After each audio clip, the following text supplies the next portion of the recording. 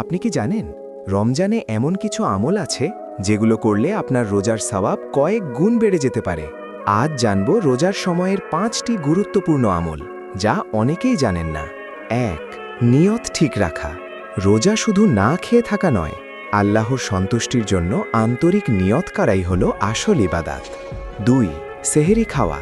রাসূলুল্লাহ সাল্লাল্লাহু আলাইহি ওয়াসাল্লাম বলেছেন, সেহরিতে বরকত রয়েছে, তাই অল্প হলেও সেহরি খাবেন। 3. কুরআন তিলাওয়াত করা।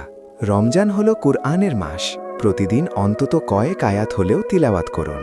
বেশি বেশি দোয়া ও ইস্তেগফার পাঠ করা। ইফতারের আগে দোয়া কবুল হয়, এই সময়টা হাত তুলে আল্লাহর কাছে চাইতে ভুলবেন না। 5. গীবত ও খারাপ কথা থেকে বিরত থাকা। শুধু খাবার থেকে নয়, গুনাহ থেকেও রোজা রাখতে হবে। এই রমজানে নিজেকে বদলানোর প্রতিজ্ঞা করুন। ভিডিওটি ভালো লাগলে লাইক দিন, কমেন্টে লিখুন আলহামদুলিল্লাহ, এবং এমন ইসলামিক ভিডিও পেতে আমাদের চ্যানেলটি সাবস্ক্রাইব করুন। আল্লাহ আমাদের সবাইকে সঠিকভাবে রোজা রাখার তৌফিক দান করুন। আমিন।